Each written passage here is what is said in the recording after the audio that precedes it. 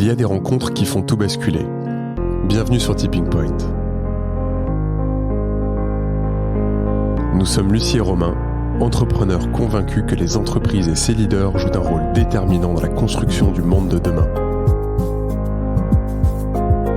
Un monde que nous rêvons plus juste, plus inclusif et plus respectueux.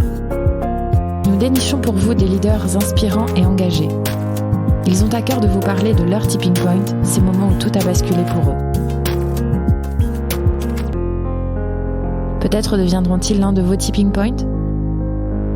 Bonne écoute.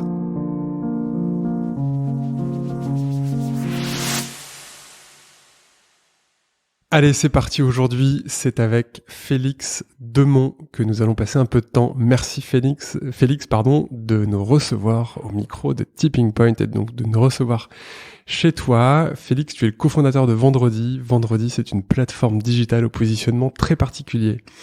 Vous créez des ponts entre l'univers de l'entreprise et le monde de l'associatif.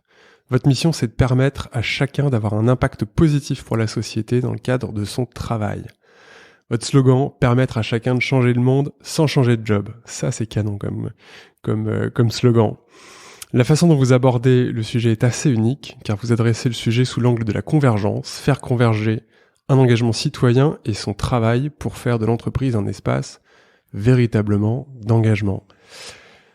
Tu vas nous parler un peu plus de Vendredi, mais aujourd'hui, on voudrait faire un focus sur toi, sur ton parcours, comprendre tes tipping points, Qu'est-ce qui t'a amené à travailler sur les business à impact, sur ce business à impact?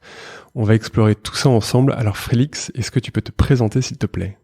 Merci Lucie et Romain d'offrir cet espace d'échange. Ça me fait très plaisir. On sort d'une pizzeria qu'on vient de faire ensemble et j'espère qu'on aura une conversation qui sera aussi agréable pour ceux qui nous écoutent. Félix, ça veut dire heureux, chanceux. Je suis très heureux et chanceux d'être là. Moi, j'ai eu beaucoup de chance tout au long de ma vie. Donc, j'ai 30 ans maintenant. J'ai grandi dans une famille où j'ai éprouvé aucun besoin. J'ai reçu de l'amour. On est dans des bonnes conditions familiales.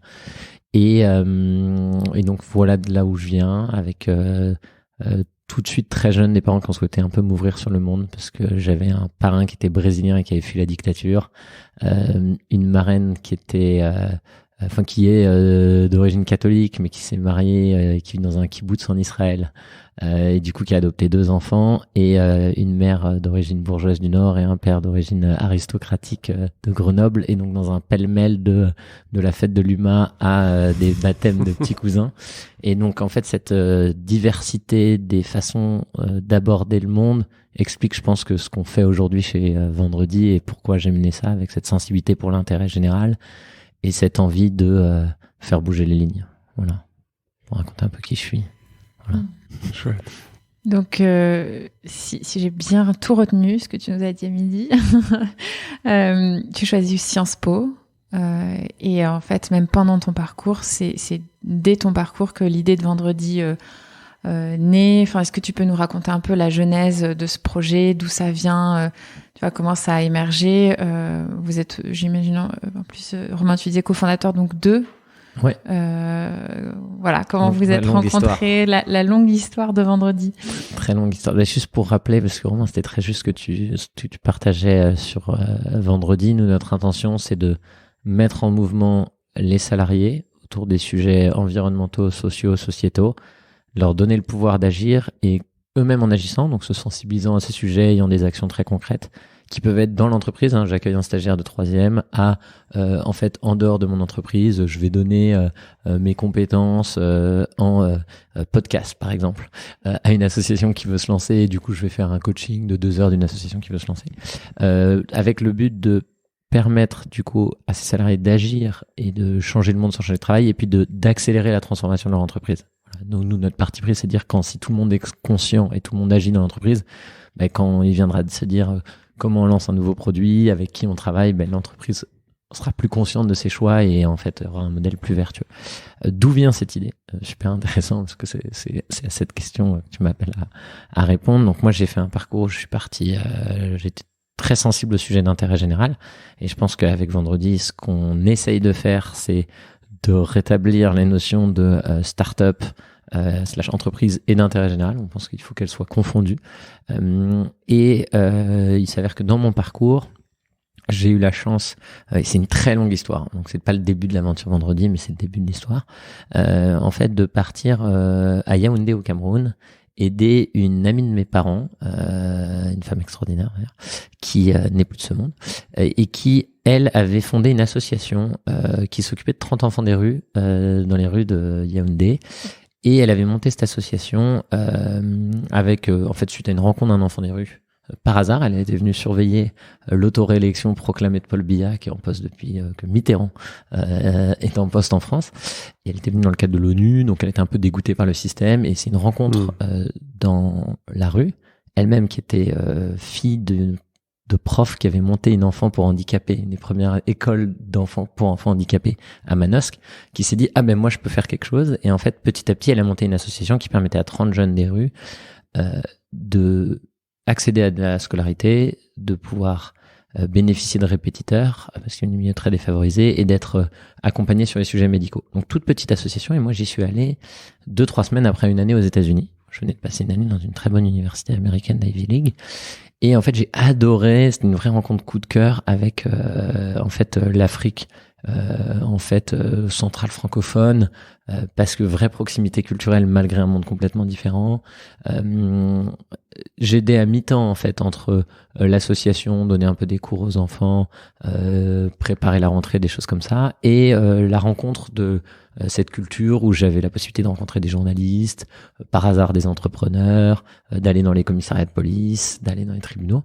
Et je me suis dit, ah putain, j'adore, c'est trop bien. Et en fait, quand j'étais sur place, je me suis rappelé que ma première année de Sciences Po, il fallait faire un stage en entreprise, stage un peu ouvrier. Puis je me suis dit, ah, ça pourrait être hyper bien que les étudiants ils viennent faire un stage dans cette association.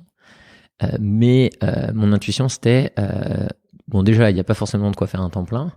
Et ce qui pourrait être super intéressant, c'est qu'ils soient dans des boîtes à côté, en fait, et qu'ils fassent un peu moitié dans les entreprises, moitié dans l'associatif, pour pas avoir une vision humanitaire du Cameroun, qui est aussi un pays où il y a beaucoup d'activités économiques, il y a des entrepreneurs, et c'est ça que je trouvais qui était intéressant dans l'expérience que moi-même j'avais vécue. Sachant que moi-même j'étais avec la fondatrice de l'association, et j'ai juste eu cette idée quand j'étais là-bas. J'avais passé 2 semaines, donc super court. Et en fait, l'amie de mes parents, elle est décédée d'une rechute foudroyante du cancer 2 mois et demi après. Donc j'y suis allé et je me suis dit, ok, donc j'avais eu cette idée. Là, l'asso, elle était vraiment portée à bout de bras par cette amie de mes parents. Je me suis dit, ok, peut-être que on pourrait, je pourrais faire en sorte de monter un projet avec des étudiants à Sciences Po qui partent faire le stage. Et par contre, il faut que je trouve faut que je trouve des points d'atterrissage pour eux, parce qu'il y avait même pas de local dans l'association. Et en fait, j'ai recontacté un des entrepreneurs que j'avais vu et un journaliste. Je leur ai dit, ça vous dirait d'accueillir des stagiaires? J'en avais parlé à l'un des deux. Et ils m'ont dit, ouais, pas de problème. Et il y en a un qui m'a dit, je peux en prendre 8, et l'autre qui m'a dit 1. Et du coup, j'ai fait, je vais recruter 9 jeunes. Et en fait, c'est comme ça qu'est née cette idée. Et en fait, les 9 jeunes, ils ont adoré leur expérience. Et suite à ça, donc moi, j'étais étudiant à ce moment-là. J'étais étudiant, du coup, j'étais en stage à Washington, à l'ambassade de France, quand eux étaient au Cameroun. Ils sont revenus, ils m'ont dit, on a adoré l'expérience. Ils avaient récolté pas mal d'argent avant. Ce qui était génial, c'est ils étaient très proches des familles d'accueil, mais ils avaient aussi des potes qui étaient des collègues camerounais qui travaillaient dans ce fast-food camerounais, qui les avaient embauchés. Enfin, ils avaient vécu vraiment un truc super fort pendant 1 mois. Et moi, je leur ai dit, en fait, on a 2 options. Soit on réplique juste ce modèle, soit on se dit, cette idée, on pourrait essayer de l'étendre dans d'autres pays. Et donc, ce qu'on a fait l'année d'après, très très longue histoire, hein. Ce qu'on a fait l'année d'après, c'est en fait, il y a 48 jeunes qui sont partis dans 7 pays faire des modèles de stage hybride à Sciences Po, sans vraiment statut associatif. On avait une asso loi 1901 qui commençait à naître à la fin de l'année. Et c'était très, chacun s'organise, trouve ses projets partagés, avec toujours cette idée de dire, il faut arrêter de scinder la partie engagement citoyen et la partie vie professionnelle dans des pays plutôt en voie de développement. Et en fait, donc cette année-là, moi après j'ai continué à faire des stages. Je travaillais chez Pôle Emploi pour Accenture, donc là je voyais beaucoup de tristesse dans le monde du travail, et je me suis dit, au lieu de faire mon 3e stage de césure, je pourrais aller dans des pays un peu émergents pour creuser l'idée de est-ce qu'on pourrait pas faire grandir ce concept un peu plus loin. Et l'idée c'était peut-être d'étudier la notion de faire des stages de 6 mois, en fait, un peu plus long. Donc je suis parti faire ça. Et ensuite, en faisant ce voyage, je me suis dit, c'était extraordinaire, j'ai fait avec 2 autres potes. Et en fait, t'étais où? Là, je suis parti en Côte d'Ivoire, au Cameroun et au Sénégal. Du coup, en fait, moi, j'avais passé très peu de temps au Cameroun, donc là, on a passé 3 mois. Et en fait, ce qu'on s'est dit, on est revenu avec plein de contacts, et on s'est dit, on pourrait développer l'activité. Mais en réalité, à la suite de ça, je me disais, ça pourrait être intéressant de le faire en France. Ce modèle-là, et de pas forcément se dire, on va envoyer des gens à l'étranger, des étudiants français, qui sont pas d'origine française, mais des gens qui étudient en France, à l'étranger, pour recréer du lien localement. Pourquoi on le fait pas juste en France? Et là, j'ai participé à un truc qui s'appelait Ticket for Change, qui est vraiment génial. Et c'était le premier tour Ticket for Change. Je vous disais, on cherche des gens qui ont des idées pour changer le monde. Et en fait, ça m'a vachement parlé. Et en fait, j'ai complètement à ce moment-là, donc c'était un tour de France de l'entrepreneuriat social, 10 jours, 5-6 villes. Et du coup, là, dans ces 10 journées, j'ai rencontré des gens comme Pierre Rabhi, des gens comme Adrien Aumont. J'ai découvert des modèles comme Emmaüs Défi. Et en fait, j'ai découvert, je connaissais absolument rien à cet univers-là, en fait, l'économie sociale et solidaire. Et en faisant ce parcours de 10 jours, donc là, j'étais toujours étudiant, je me suis dit, à la fin de ce parcours, en fait, j'ai envie de vachement creuser le projet et de se dire que cette idée, qui était un peu une asso étudiante à Sciences Po, peut-être que ça vaudrait le coup de en faire peut-être une aventure entrepreneuriale un peu plus poussée. Donc à la fin de ce tour, on avait une activité un peu à l'international. Je me dis ça pourrait être intéressant de pousser le concept en France. Et donc là, on a lancé le concept à l'époque, toujours sous le nom Stagiaires sans frontières, de stages partagés entre entreprises et associations. Étape d'après, donc là, l'idée c'était que des stages de 6 mois, plutôt des gens en master, qui fassent 20% de leur temps sur des missions à impact. Donc ça, on a fait ça pendant 1 an et demi, 2 ans. On a changé plein de fois de modèle. Je pourrais raconter comment et tout. Puis après, petit à petit, les entreprises ont trouvé ça génial. Elles nous ont dit, mais il faudrait faire ça pour les salariés aussi. Et du coup, on a commencé à développer des modèles d'engagement pour des salariés en fin de carrière, donc des gens proches de la retraite, en leur disant, mais ça pourrait être génial avant de partir à la retraite, de faire peut-être 20 jours de mission en association pour se préparer à sa vie d'après. On l'a fait sur des programmes talents. Donc ça, par exemple, sur la fin de carrière, on fait ça avec des entreprises comme Air Liquide ou Aéroport de Paris. Après, on a fait ça sur des sujets de talent. Donc Carrefour qui disait, on veut vachement s'investir sur la transition agricole. On aimerait bien que nos profils un peu les plus talentueux, il y a un peu des mécanismes dans les entreprises avec des graduate programmes, on leur propose de faire des immersions soit dans des startups sociales, soit dans des assos. Donc on a eu plein de gens de Carrefour qui ont fait des missions graduate dans ce cadre-là. Puis après il y a toutes les personnes du monde du conseil qui me disent mais par moment on n'a pas de clients et donc on a nos consultants, ils sont disponibles, pourquoi on les mettrait pas à disposition des assos. Donc là on a développé beaucoup les notions de mission en asso, plutôt longues par rapport à des problématiques RH, transition fin de carrière, formation ou gestion des périodes de mobilité. Donc là, on a changé de nom puisqu'en fait, Stagiaires sans frontières avait plus trop de sens. Ça faisait longtemps qu'on trouvait que c'était pas un bon nom, et donc on a commencé à s'appeler Vendredi. Donc voilà, donc ça c'est courant 2017. Et après, petit à petit, les entreprises nous ont dit mais c'est génial, les missions longues, mais pourquoi on proposerait pas à tout le monde de faire des missions? Donc là, on a développé une approche beaucoup plus plateforme, ce qu'on a fait. C'est à ce moment-là, après que mon associé Julien est arrivé, et en fait, on a créé l'entreprise en 2018. On va raconter, il y a plein d'étapes et tout. Mais et donc là, on a créé et en fait, on s'est dit trop bien. Nous, on avait un peu une réserve en se disant, ok, il y a beaucoup de pratiques où les entreprises ont dit, on donne 2 jours par an aux gens pour aller aider des assos. On connaissait un peu le monde associatif et en connaissant les besoins du monde associatif, on s'est dit, ok, on va avoir plein de gens, mais les assos, elles vont pas forcément pouvoir gérer les gens parce que ce qu'elles recherchent, grosso modo, c'est des bénévoles réguliers, type pour faire des maraudes de la Croix-Rouge, mais ils ont pas besoin des salariés d'entreprise. Je dis pas en tant que salarié d'entreprise, faut pas y aller, mais il n'y a pas un problème d'accès aux bénévoles. Il y a des vrais sujets d'accès à des volontaires sur des logiques de mentorat, donc pour accompagner des jeunes, pour accompagner des demandeurs d'emploi. Donc là, il y a besoin de beaucoup de gens, donc ça c'est super utile. Et après, sur toutes les missions de compétences, il y a besoin de compétences, mais de compétences assez rares. Donc des gens très forts en marketing, des gens très forts en droit, des gens très forts en sujets financiers, qui peuvent donner 2-3 jours par an. Mais sinon, tous les autres gens, ça va être difficile de les faire matcher les besoins des assos parce que les assos vont pas savoir quoi leur faire faire. Sachant ça, on le savait, on s'est quand même lancé. Et puis petit à petit, on s'est dit, ok, c'est hyper intéressant, mais on pourrait travailler d'autres formes d'engagement. Et c'est là où on a beaucoup diversifié ce qu'on a fait. Puis en plus, il y a eu le Covid entre-temps. Donc maintenant, on parle de 30 000 salariés qui utilisent notre plateforme quotidiennement.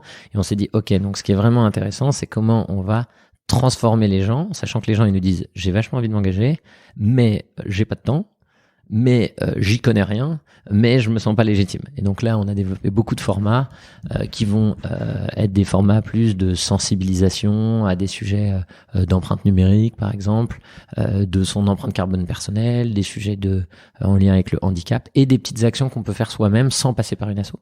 Donc typiquement, je vais aller donner mon sang, je vais accueillir un stagiaire de 3e et du coup d'être beaucoup plus dans cette logique de sensibilisation, passage à l'action, qui ne fait pas qu'il y a énormément de gens qui vont faire des missions en asso, mais ça ne se résume pas à ça. Et pourquoi ? Parce que le fond du sujet des associations, c'est comment on transforme la société face à des défis qu'on connaît, j'en ai mentionné. Et là, ce qui est très très important, c'est la première étape, c'est la sensibilisation. Et donc voilà, donc on a travaillé là-dessus. Après, dans notre plateforme, on peut faire des dons financiers aussi. Il y a des logiques de collecte, il y a des logiques d'appel à projet pour soumettre des idées, que les gens votent, proposent des initiatives. Et en fait, tout ça, on l'a fait très organiquement avec nos partenaires. Donc aujourd'hui, c'est plus de 150 entreprises, 1200 assos volontaires. Et on est même présent à l'international maintenant parce qu'on a des clients comme Mano Mano qui nous disent, bon, on a un bureau à Barcelone, comment on engage les gens là-bas ? Et donc, on se développe très organiquement.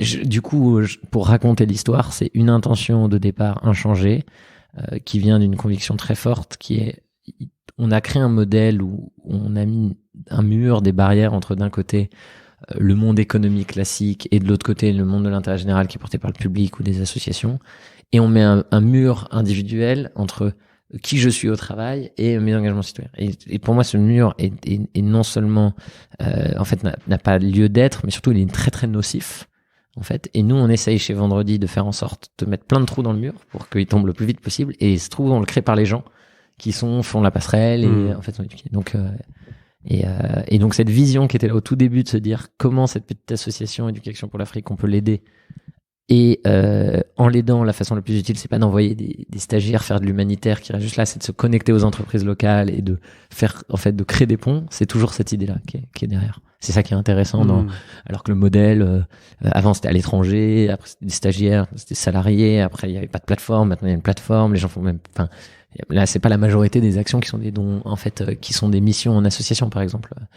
Là, c'était la semaine du développement durable, il y a 3 semaines européennes du développement durable, et on a fait un grand challenge de mesure d'empreinte carbone individuelle. On a eu 2000 inscrits d'un seul coup, et donc en fait en une heure, il y a eu 1200 participants en tout.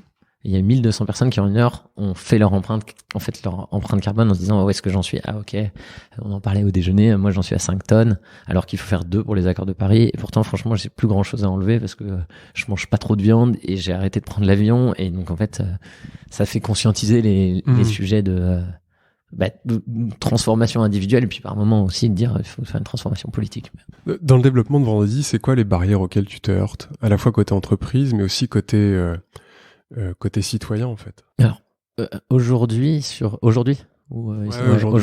En fait, aujourd'hui, on a une aventure qui grandit beaucoup, parce qu'on est 25. Je vous l'explique, on n'a pas levé de fonds jusqu'à aujourd'hui, et du coup, il y a une vraie maturité du sujet qui n'a pas toujours existé. Mais la première barrière à laquelle on fait face encore, c'est est-ce que le sujet est suffisamment mature? L'accélération est très très très forte.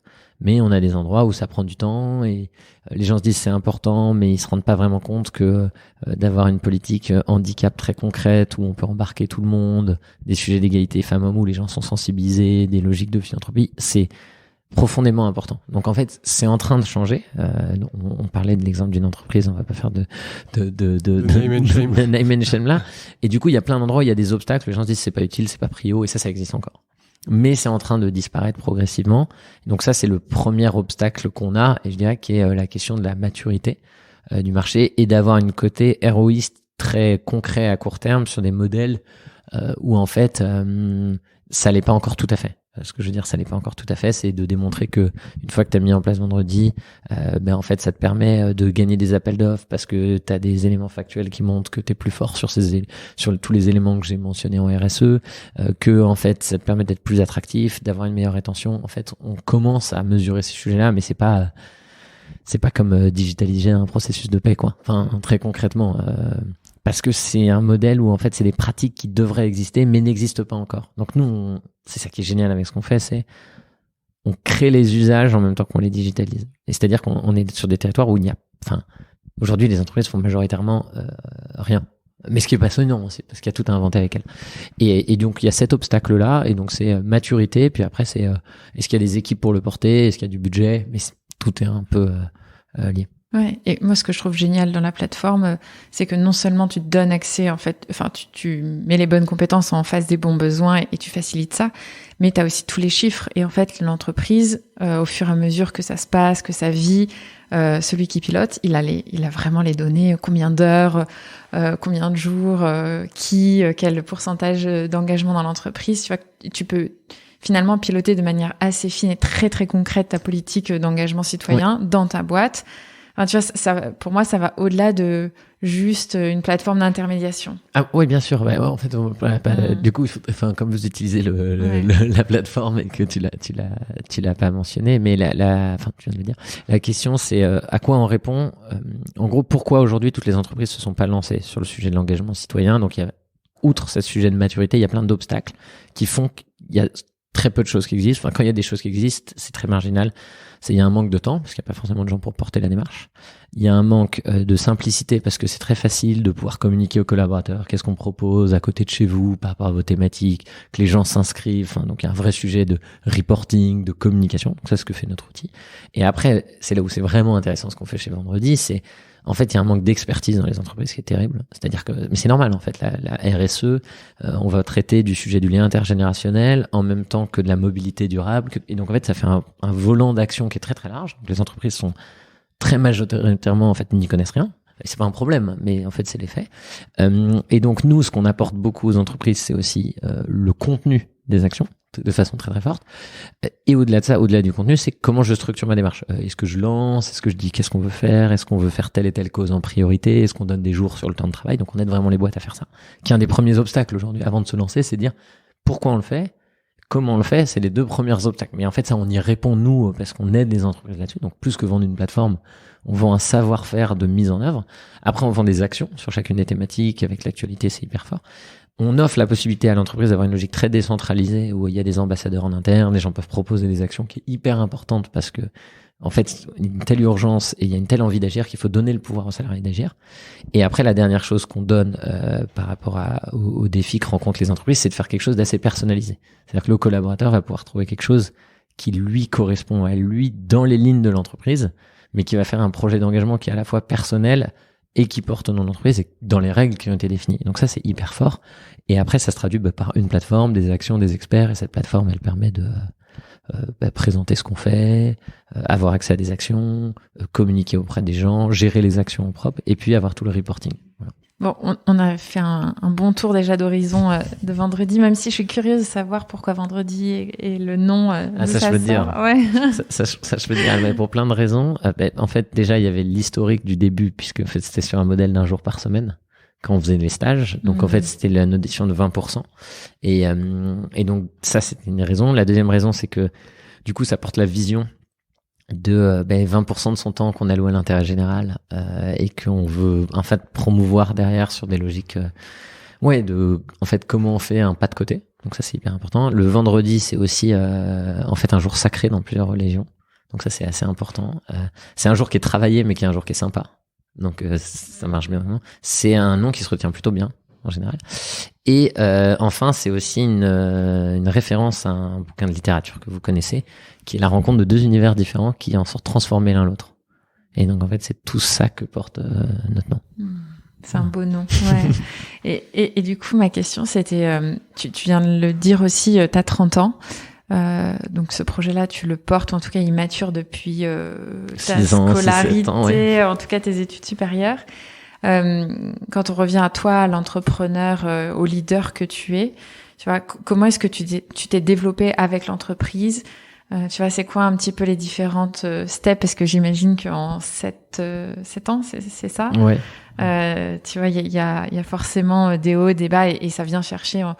Je sais pas si on est entrepreneur, mais en tout cas on le développe et en se confrontant au monde réel et à ce que ça veut dire, je pense que on va aussi plus loin. Donc est-ce que tu peux revenir peut-être sur ce cheminement un peu plus personnel que ça t'a amené à faire? Ah ouais, alors c'est un cheminement que je suis en train de. Et que tu es toujours en train, bien sûr. En fait, c'est pas une question aisé au sens de je pense qu'il y a des sujets de qu'est-ce qui explique que j'ai fait ça, comment j'évolue et je grandis, et je pense que je grandis au quotidien par mon associé, les différentes personnes avec qui j'étais associé, les gens que je manage, et en fait ça je ne fais que de grandir par rapport à ça. Je pense que ce qui est utile par rapport à ça, c'est je crois qu'on ne naît pas leader, on le devient, et ça vraiment très profondément, et je pense que moi les choses qui, par exemple, je suis très accompagné par un coach depuis assez longtemps. Et je pense que ce qui est essentiel pour moi, c'est comment je m'entoure dans ce cheminement-là. d'une part par mon associé, les gens de mon équipe, les coachs, mes amis dans ma vie personnelle aussi, qui sont des gens qui m'apportent en fait et qui m'accompagnent sur entre guillemets le chemin de leadership ou de responsabilité que j'ai. C'est difficile d'évoquer en fait, comment on se transforme en tant que leader, parce qu'en fait, je pense qu'on se transforme en tant que personne, enfin, au quotidien, par rapport aux épreuves qu'on vit, qui peuvent être une séparation avec un associé, des échecs professionnels à tel ou tel moment, des échecs aussi personnels, parce qu'en fait, par moment, on va trop loin, et du coup, dans sa vie personnelle, on en souffre, enfin, du coup, par rapport au temps qu'on alloue, enfin, donc j'aurais du mal à répondre. Je pense que j'aime beaucoup je sais plus quel auteur en fait indique qu'on est un peu la moyenne des 5 personnes avec qui on passe le plus de temps.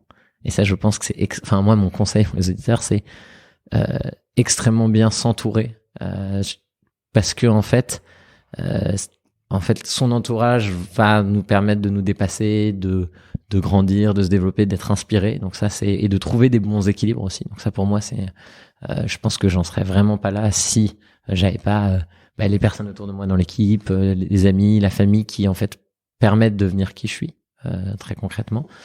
Après, il y a une autre expérience plus entrepreneuriale, c'est le fait d'avoir un coaching régulier. Moi, j'ai de façon en fait hebdomadaire maintenant avec quelqu'un qui suit le projet depuis le tout début, qui est hyper appréciable. Et ça, je pense que le côté développement pair à pair est quelque chose d'extrêmement fort. Il a quel rôle justement? Tu parles de développement pair à pair. En fait, JB, alors c'est hyper intéressant. Donc, c'est Jean-Baptiste Renard qui lui-même a une grande carrière chez BP, un grand pollueur de la place publique, et qui a un peu découvert le monde de l'entrepreneuriat social par hasard. Parce que ils étaient proches d'Ashoka. Donc, je sais pas si vous connaissez ce qu'est Ashoka, mais Ashoka, ils identifient des entrepreneurs sociaux à très fort potentiel qui ont en fait tout de game changer. C'est-à-dire que c'est des gens qui vont en fait faire un changement culturel de l'ensemble du marché. Et en fait, leur but à Ashoka, c'est de trouver des gens qui vont soit être des entrepreneurs par classique, un peu business, parce qu'ils vont avoir un business qui peut scaler, soit parce qu'ils vont travailler sur des changements de loi. Donc par exemple, Marie Trélucan, qui est un bon exemple, c'est elle qui a inventé Unicité. Et Unicité, c'est eux qui ont fondé le service civique en France. En fait, c'est qu'ils ont dit, on comprend pas pourquoi, depuis qu'il n'y a plus le service militaire, on mélange plus les jeunes qui peuvent servir pendant un an l'intérêt général, on va créer de la mixité, et ils ont créé ça en modèle associatif.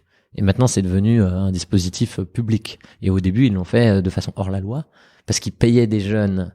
En fait, ils accueillaient des jeunes qui n'étaient pas leurs stagiaires, qui mettaient à disposition d'EHPAD, d'associations, et où ils les rémunéraient eux-mêmes en direct, donc ce qu'ils avaient absolument pas le droit de faire, en disant on pense que ça doit être un mécanisme qui devrait être pour tout le monde. Ils ont fait la preuve, ça a grandi, 400 jeunes. Puis après, il y a eu les émeutes des banlieues en 2005, et c'est devenu un mécanisme public. Donc le service civique qui est accessible à tous les jeunes entre, je pense, c'est 18 et 25 ans. Et en fait, Ashoka, ils identifient des gens comme ça, à très fort potentiel, qui ont une vision systémique du problème qu'ils s'abordent. Et en fait, ils se disent, moi, mon problème, c'est de transformer le marché. Ça veut pas dire de prendre le marché pour moi en tant que capitaliste.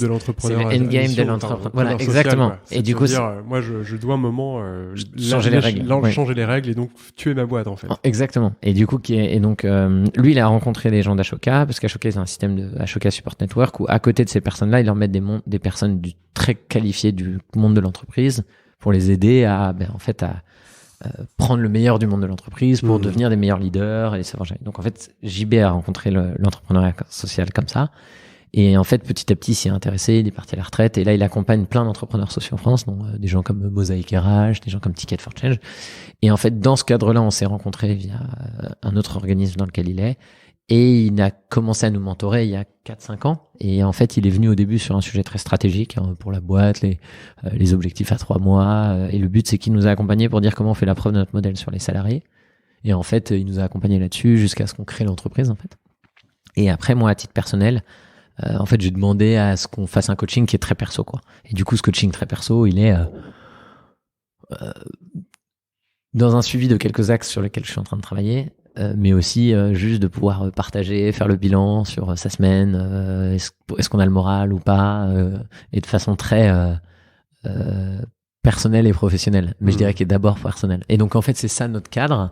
Et puis par moment on a des discussions en disant ok, plus business sur des problématiques, mais je le socialise quasiment pas là-dessus. Et c'est quelque chose qui m'apporte énormément, mais comme tous les développements de pair à pair en fait. Et c'est des développements qui sont assez peu encouragés, même dans le système scolaire, des logiques de parrainage, des choses comme ça, mais qui sont extrêmement vertueuses et qu'on peut d'ailleurs mettre en place dans son entreprise et qui existent quand mécanisme d'onboarding, avoir une personne qui est pas son manager, qui peut être son père, enfin. Et donc moi ça m'apporte beaucoup et on fait ça toutes les semaines. Après c'est une logique de développement en coaching, donc. Non, c'est chouette. Et je le remercie parce qu'il fait ça gratuitement depuis des années et il me supporte. Merci JB.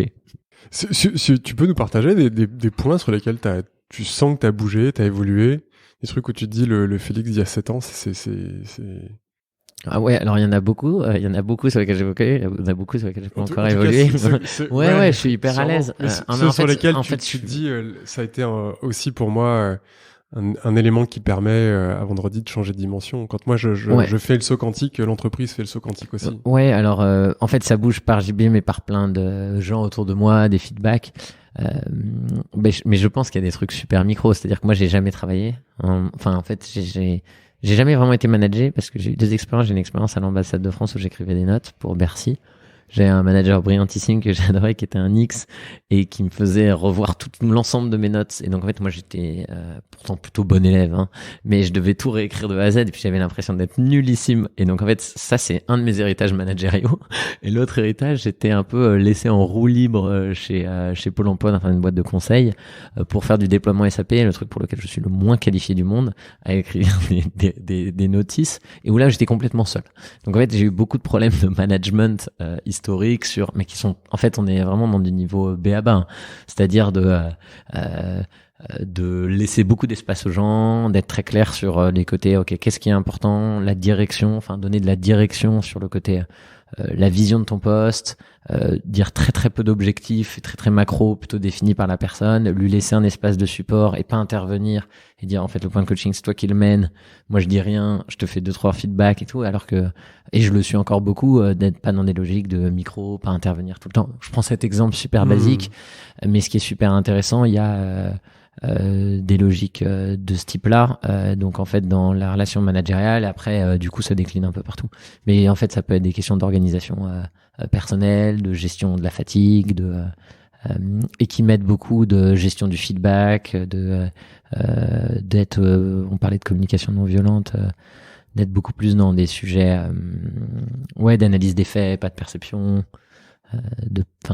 voilà. Donc après, je pense que ça m'aide moi à titre personnel et je pense que ça aide vachement les gens de l'équipe au quotidien parce que en n'ayant jamais trop eu ce management, je pense que ça m'aide vachement. Voilà.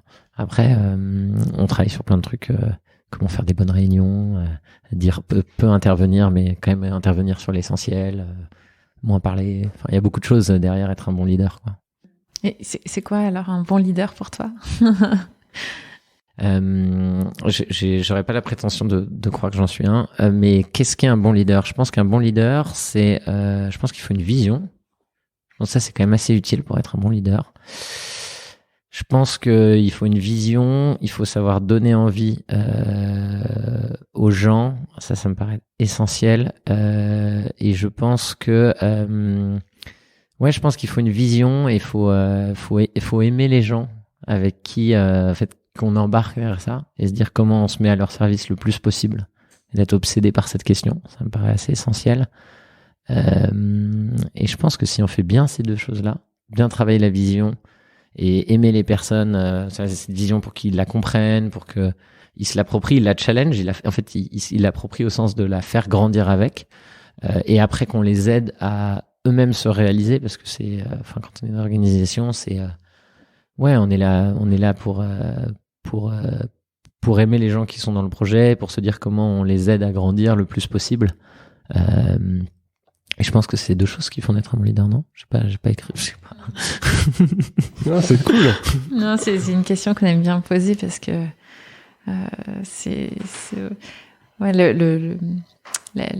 la base en tout cas nous de notre projet, de se dire l'entreprise bouge et se transforme par ses leaders. Et donc finalement la question essentielle c'est qu'est-ce qu'un leader et un leader qui se transforme, à quoi ça ressemble et quelle est la définition qu'on peut donner. Donc une vision et de l'amour. Une vision et de l'amour pour Félix, voilà. C'est quoi la culture issue de ton parcours aussi extrêmement divers? C'est quoi la culture que tu as souhaité ou que tu souhaites encore développer pour ton entreprise?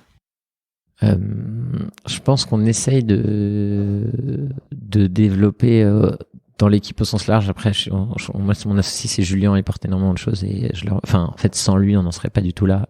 Mais il le sait bien. Ce qu'on essaye de faire dans la culture, on a défini assez tôt quelques valeurs, donc des grands principes. Et dans la façon dont on essaie de traduire ces valeurs, ce qui est intéressant, c'est on se dit comment ces valeurs se déclinent en interne et en externe dans ce qu'on fait.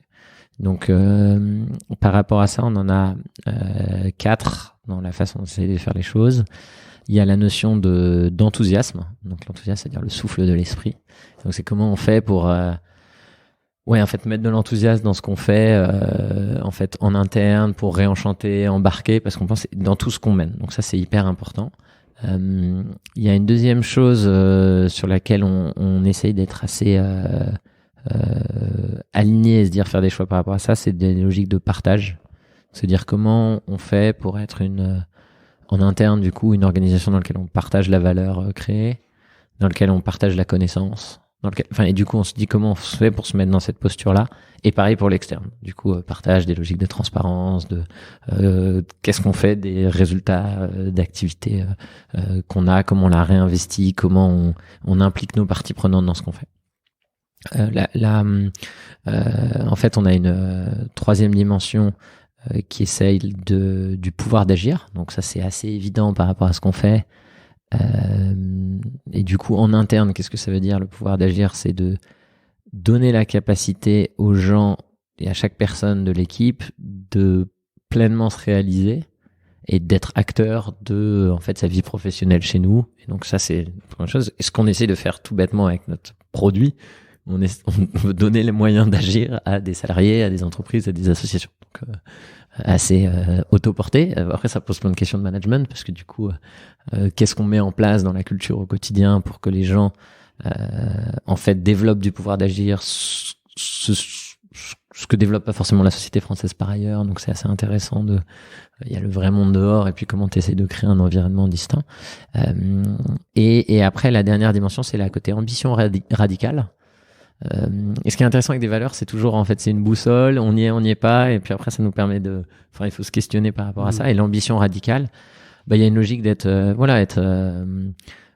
assez radicaux sur notre positionnement, la façon dont on voit le projet. Donc, on parlait tout à l'heure de l'idée de faire du prix libre. Donc, voilà. Et du coup, c'est de se dire comment on va tendre vers ça en externe, et puis en interne aussi sur, on n'est pas là pour essayer de pas faire de compromis. Ce qui est intéressant avec la notion d'ambition radicalité, c'est où est-ce qu'on met le curseur de la radicalité, qu'est-ce que c'est face aux problèmes. Il y a aussi des questions de radicalité en disant on estime que le travail doit pas déborder sur la vie personnelle, donc la radicalité elle peut être interprétée dans deux sens. C'est soit on bosse jusqu'à minuit, soit on dit les gens sont libres dans leur travail, on fixe des objectifs et puis après ils s'organisent. Donc c'est là où ça interroge pas mal de choses chez nous et c'est très vivant.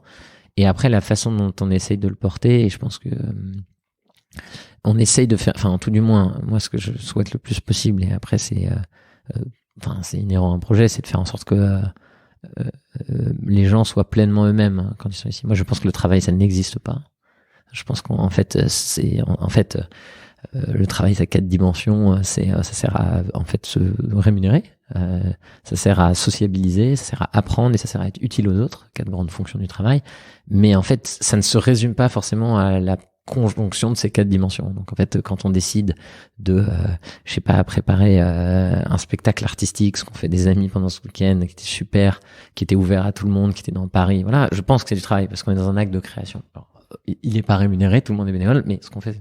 Et ce que moi je souhaite, c'est d'expliquer aux gens ici qu'en fait d'être le plus eux-mêmes et de venir en étant pleinement eux-mêmes. Et ça, c'est super important pour que les gens soient bien, soient heureux, grandissent, de la performance. Et c'est très très lié. Donc là, c'est des questions d'entreprise libérée, des choses comme ça. Mais je pense que c'est fondamentalement important pour moi parce que mes expériences par le passé m'ont montré un monde du travail qui était terriblement asséchant pour les individus et qui qui appauvrit en fait. Et donc moi la conviction qu'on porte, et après c'est qu'est-ce qu'on met pour créer les conditions pour que les gens se sentent pleinement eux-mêmes en venant s'investir dans l'aventure vendredi. Et donc ça va être c'est en fait créer cette culture, c'est compliqué parce que c'est pas le monde dans lequel on grandit, qui est un monde avec beaucoup de hiérarchie. Qu'est-ce que la notion de hiérarchie, du management? Et il y a plein de choses où il faut faire évoluer les cadres existants. Et en même temps, les cadres existants ont toujours une forme d'utilité parce qu'ils sont structurants. Je sais pas si... donc nous, ce qu'on met en place, c'est de la communication non violente, des formations par rapport à ça. On a des process d'onboarding assez avancés, des process de recrutement où les gens vont rencontrer beaucoup de gens de l'équipe. Du coup, au cours du process, on va poser, moi, les premières questions que je pose en entretien, c'est en fait, quels sont tes talents? Et la question des talents, c'est ce que tu aimes faire naturellement, que tu fais, qui te rend heureux, et que tu vas faire dans ton prof personnel comme tout en professionnel. C'est ma première question d'entretien, tous les calls de 20 minutes. Parce qu'en fait, je veux savoir qui sont les personnes pour leur trouver la meilleure place dans l'organisation. Et je pense que pour devenir un bon leader, la bonne question à se poser, c'est quels sont mes talents? Il y a des points de faiblesse sur lesquels il faut travailler pour être au niveau de flottaison à certains endroits, mais l'important, c'est ses talents. Parce qu'en fait, un bon leader, c'est quelqu'un qui va dire, je vais aller là où sont mes talents, puis là, j'y vais à fond la caisse. Et en fait, là, du coup, c'est comme Mbappé au foot, quoi. Et c'est ça qui est intéressant pour moi. Être un leader, c'est aussi, accompagner les personnes vers leurs talents et se dire, en fait, fais quasiment que ça. Et comment je crée le poste. Et toi, aujourd'hui, tu te sens à ta bonne place dans vendredi? Parce que pas généralement, au démarrage, je pense pas tout à fait. Dans l'étape de start-up et quand on est en croissance comme vous l'êtes, on est souvent au four au moulin. Comment vous répartissez les rôles avec ton associé? Avec mon associé, mon associé s'occupe à peu près de tout et moi je fais des claquettes. Non, en fait, historiquement, moi je portais un peu tous les sujets, gestion des clients, vente, marketing, financement, au début un peu tout. Et Julien est venu du monde tech, lui il a fait Central Paris. D'accord. Et du coup, il a pris le rôle de CTO au début. C'est très très drôle, surtout ce qu'on a mal fait dans la boîte au début, parce qu'au début, on a fait une plateforme interne pour gérer les expériences de mécénat de compétences qu'on gérait nous-mêmes, au lieu de faire une plateforme où on n'était plus utile nous-mêmes. En fait, on n'a pas accepté de subériser tout de suite au départ. Et en fait, Julien, donc lui, il a un profil touche à tout, opération tech. Il est vraiment un mec génial. Et en gros, il a d'abord occupé une fonction de CTO. Après, il a pris un rôle plus en lien avec le produit aussi. Et les assos, progressivement, en se disant toute la question, parce que c'est compliqué le produit de vendredi, on a un SaaS avec des entreprises et des salariés, puis on a une marketplace avec des assos. Et ensuite, maintenant, le rôle qu'il a, en fait, il s'occupe de toute la partie opération. Et il coordonne toute la gestion des clients, donc toute la fin de la promesse de valeur. Et après, c'est plutôt lui qui fait la coordination globale de l'équipe, maintenant, dans les rôles qu'on vient de faire changer. Et moi, en fait, après, dans la partie vente, marketing, en fait, il y a des personnes qui s'en chargent. Donc, en fait, moi, j'essaye d'aider ces personnes. Donc, j'ai pas tant de direct report que ça. On a créé une fondation aussi. Moi, je coordonne un peu ça. Et le rôle idéal vers lequel moi, j'aimerais aller, c'est plus des sujets stratégiques à long terme, plus des sujets vision, plus des sujets culture et plus des sujets très gros partenariats. On a plein d'idées pour la suite du projet, pour aller faire le endgame de changer la loi, pour aller s'occuper de questions d'influence médiatique et d'arriver dans les médias. On a plein d'idées qu'on veut porter et j'adore les souffler parce que j'aime bien l'importance des idées, c'est que des gens s'en saisissent. Mais typiquement, je pense que dans les médias, ce serait hyper intéressant pour Octobre Rose que des médias sont partenaires avec nous en disant il y a telle action et que les gens basculent dans notre plateforme après pour les mener. Il y a plein d'idées qu'on a et que j'ai envie de pousser, mais qui sont pas des... moi, j'ai plus envie d'être sur les projets qui font changer le game plutôt que justement, que l'opération. Vous êtes en visibilité justement de la sphère publique, en tout cas des pouvoirs publics.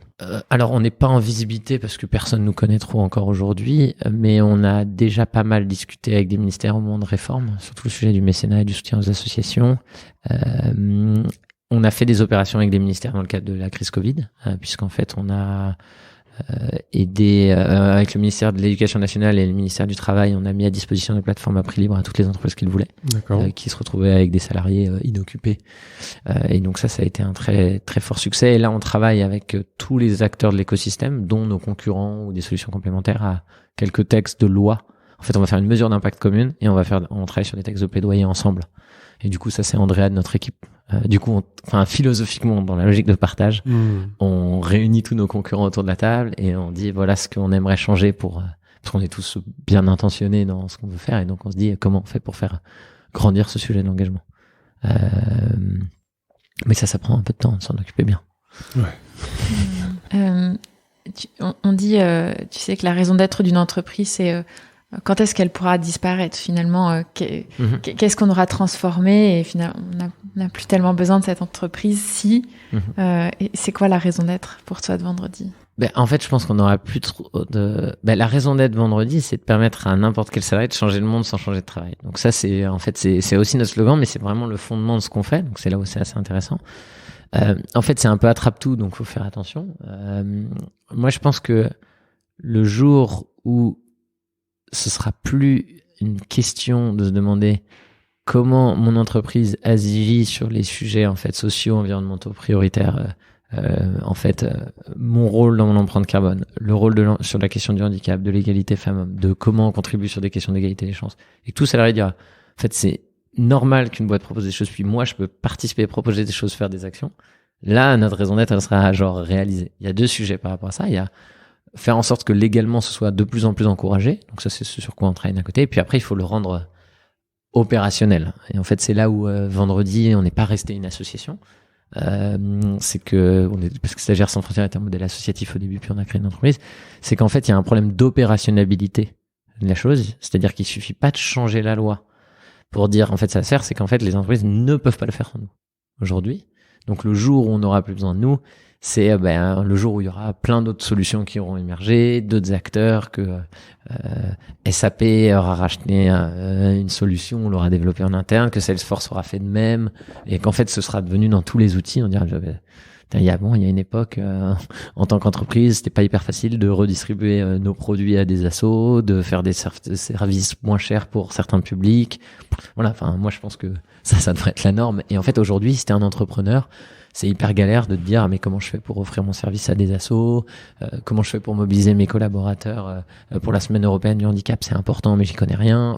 Et en fait toutes les entreprises aujourd'hui elles peuvent rien faire. C'est ce qu'on disait avec Jean Moreau de Phoenix, c'est comment tu penses l'entreprise à impact by design en fait. Au moment de la conception de ton entreprise, comment est-ce qu'elle devient, comment est-ce que tu la penses comme une entreprise à impact. Donc là c'est un vrai changement de paradigme, mais c'est cool d'avoir des boîtes comme vous parce que vous éveillez vachement les consciences et vous accompagnez le mouvement pour faire en sorte que toutes ces sociétés-là soit se transforment, soit que les prochaines qui se créent se pensent comme entreprise sociale, solidaire, impact, ESG, etc. Ouais, et c'est en train d'arriver. Et ce qui est intéressant, c'est que moi, je vois une tendance. On a un partenariat avec Bicorp. Pour une chose, c'est ahurissant l'évolution de ce sujet qui est resté très marginal pendant des années. Donc moi, je suis assez confiant là-dessus par rapport à l'évolution. Il y a un vrai sujet qui est, on a un mur de problèmes qui est en face de façon très très rapide, et c'est des évolutions qui prennent du temps. Et après. Moi, du coup, je suis assez confiant sur la rapidité des changements. Je reste assez confiant du besoin. Nous, notre vision chez Vendredi, c'est toujours le but, c'est de disparaître. C'est pour ça nous, on fait tout en ouvert. Notre plateforme, tout le monde y accède. Nos concurrents dedans. Enfin, il y a rien qui est fermé chez nous. Mais il y a une vraie logique, c'est que je pense qu'on va avoir besoin de nous pendant encore pas mal de temps, parce que le problème auquel on s'attaque avec beaucoup d'énergie et de passion est super compliqué. Et en fait, les entreprises, on revient à le problème de départ. En fait, le premier métier d'une entreprise, c'est je dois proposer un service que les gens achètent et qui fonctionne. Et en fait, c'est super dur de monter une boîte, n'importe quel type de boîte. Et en plus de ça, il faut se dire, OK, comment j'intègre tous les sujets sociaux, environnementaux? Et donc, on peut avoir des gens qui pensent, mais ça va prendre du temps. Ces gens-là doivent devenir progressivement des experts des sujets sur lesquels, en fait, aujourd'hui, il n'y a même pas de poste. Il y a beaucoup d'entreprises dans lesquelles il n'y a pas de poste de RSE, quoi. Personne s'en occupe, quoi. Et les gens qui s'en occupent, ils s'en occupent sur 2 heures, ou c'est parce que c'est le CSE. Et ça va durer encore longtemps. Parce qu'en fait, on a un problème de modèle éco. C'est des postes sur lesquels, oui, tu as des investissements qui sont utiles et qui ont une rentabilité à moyen terme, où en fait, la réglementation va changer, les consommateurs le voient, mais pour que ça paye, ça prend du temps. Et d'ailleurs, vos clients, vous avez des entreprises de l'économie sociale et solidaire où finalement, c'est plutôt des boîtes, tu vois, qui intrinsèquement dans leur business model n'ont pas du tout intégré et ont envie de faire des choses malgré tout. Nous, notre service est principalement quand même destiné à des boîtes qui font pas trop. Ensuite, on a des boîtes qui, quand il y avait des épisodes de gratuité, pour ne pas les nommer Phoenix et Too Good To Go, ont utilisé notre produit. Mais après, elles l'ont pas gardé par la suite. Et donc, la majorité de nos entreprises sont des entreprises, je dirais, classiques, avec des degrés variables d'engagement, puisqu'en fait, on peut avoir des acteurs comme Veja et Danone. Donc, Veja, quand même, ils sont assez éthiques dans leur approche, super avancés. Et en même temps, à côté, on a des PME qui ont absolument rien fait, des grands groupes qui ont mauvaise presse, d'autres qui ont bonne presse comme Danone. Enfin, du coup, c'est là où je dirais qu'on a tout, mais on a majoritairement des entreprises classiques. On a quelques entreprises avec lesquelles on discute, qui sont à la frontière d'entreprise impact, ou que moi je trouve que c'est des super missions de boîte, mais c'est pas en fait, c'est pas notre cible. Et après, ces boîtes-là, souvent les entreprises impact. Donc, nous, on travaille plutôt, je dirais, avec des entreprises de plus de 100 salariés, quoi, globalement. Et en fait, des entreprises de plus de 100 salariés qui sont impact by design, en fait, il y en a pas beaucoup. Donc, il y en a vraiment pas beaucoup, quoi. Peut-être que vendredi sera une des prochaines, mais. Félix, je crois que tu es un gros lecteur. Ouais. En tout cas, ce que tu nous disais à midi, c'est que tu aimes lire pour t'évader. Est-ce que tu as 3 bouquins là à nous conseiller ? Alors, j'ai 3 bouquins à vous conseiller. En fait, j'ai le bouquin de Mathieu Dardaillon, si vous êtes dans des réflexions personnelles, d'activer vos talents pour changer le monde. Donc, ça s'appelle Activer vos talents. Ils peuvent changer le monde. Il vient de sortir une nouvelle édition que j'ai pas lue. Mais le premier bouquin était extraordinaire. Donc, c'était un bouquin qui était à la frontière du développement personnel, d'exercices pour mieux se connaître, comprendre qui on est, s'inspirer de figures du changement et se mettre en trajectoire pour bouger. C'est-à-dire soit changer dans mon entreprise, soit changer de job et soit créer mon entreprise sociale. Donc, c'était un gros bouquin. Il en a fait une version plus courte. Je le recommande à tous mes amis ou à toutes les personnes autour de moi qui sont à des phases de questionnement de leur vie, parce que je le trouve à la fois très puissant dans la grille de lecture des problèmes complexes du monde, pourquoi il est important d'agir, et aussi très pratique dans comment je me mets en mouvement, avec une diversité d'exercices, de facettes qui font que il parle à vraiment beaucoup de gens. Et tous les personnes à qui je l'ai offert le passent à tous leurs potes qui se retrouvent. Donc c'est un bouquin qui a un super écho. On en parlait tout à l'heure, j'aime bien Sénèque de la brièveté de la vie. Je pense que c'est intéressant sur la question de comment être heureux. Donc je le recommande vachement. C'est moins d'une heure. C'est moins d'une heure de lecture et tout est dit. C'était il y a plus de 2000 ans. Et la question après mon 3e bouquin, je recommanderais. J'adore ce bouquin. Je pense que je vais recommander Martin Eden de Jack London, qui est un bouquin sur un homme des tréfonds de la société, assez autobiographique sur la vie de Jack London, qui est un sacré personnage, et qui est docker et va en fait tomber amoureux d'une femme de la bourgeoisie de San Francisco et va s'éveiller au monde de la lecture. Donc il ne connaît pas la lecture et en fait il découvre ce monde et il veut devenir écrivain. Et ensuite c'est toute l'histoire de comment il est convaincu qu'il va devenir un écrivain célèbre et la confrontation avec le réel. Et donc c'est autour de la notion des injustices, du travail, de la vision, de réalisation de soi, et c'est une très très belle œuvre de littérature. Maintenant que t'es passé sur le grill de Tipping Point, qui est-ce que t'as envie de voir à ta place ? C'est une bonne question. Une personne. Je pense que Mathieu Dardaillon de Ticket for Change, si vous n'avez pas pensé à lui, je pense que c'est vraiment, on n'a pas pu. Sur mes tipping points dans ma vie, il y a énormément de gens, c'est des rencontres en fait. Ouais. Et Mathieu, c'est un des cofondateurs de Ticket for Change et je pense que c'est quelqu'un qui apporte vraiment au monde. Et je pense que du coup, si vos auditeurs ne le connaissent pas, ce sera une belle rencontre. Ils auront peut-être lu son bouquin d'ici là, s'ils ont suivi les conseils. Et si nos auditeurs ne connaissaient pas Vendredi, allez-y, inscrivez-vous, allez tenir votre boss, allez les voir, allez voir tout le monde pour faire du bruit autour de ça. C'est une super initiative. Nous, on est utilisateurs de la plateforme, on adore. Moi, j'avais adoré discuter avec toi il y a plus de 2 ans et demi. Je m'étais dit, mais c'est dingue, il y a encore des mecs frappés qui sont capables de se lancer là-dedans, et je trouve ça absolument génial. Et c'est pour ça que, on te l'a dit tout à l'heure quand on a pris le temps de déjeuner ensemble, le conseil qu'on nous avait donné en lançant le podcast, c'était faites une liste des 10-15 premiers invités que vous avez envie de voir, etc. Et t'étais dans cette liste-là parce que On a cruellement besoin d'entreprises comme la tienne. On a cruellement besoin de leaders comme toi qui inspirent le monde. Et pour tout ça, c'est un grand merci. C'est vraiment cool. Et merci beaucoup. Puis je pense qu'on a besoin de beaux couples comme vous, comme le vôtre, qui en fait vivent de leurs rêves, leur passion à côté de votre travail. Parce que ce que vous faites, pour moi, c'est un peu une forme de vendredi, en disant on va éveiller les consciences et vous faites quelque chose qui est personnel, voilà, avec beaucoup de justesse. Et donc moi, c'était un plaisir. Et donc je vous encourage dans cette belle aventure. Et j'encourage du coup les auditeurs qui vous écoutent à suivre votre exemple en se disant mais c'est quoi le tipping point que j'ai envie de m'offrir à moi, hein, d'abord, parce que je pense que vous faites un cadeau personnel. Et ensuite, ça rayonne dans le monde. Et c'est comme ça qu'on change le monde. Merci beaucoup, Félix. Mais de rien, c'était vraiment un plaisir. Merci, Félix. À bientôt. À bientôt. C'est fini pour aujourd'hui. Nous espérons que cet épisode vous a inspiré. Retrouvez toutes les infos et les épisodes sur notre site tippingpoint.fr, tipping-point.fr. Si vous avez aimé, n'hésitez pas à partager l'épisode le plus largement autour de vous et à mettre 5 belles étoiles pour nous aider à nous faire connaître. À bientôt!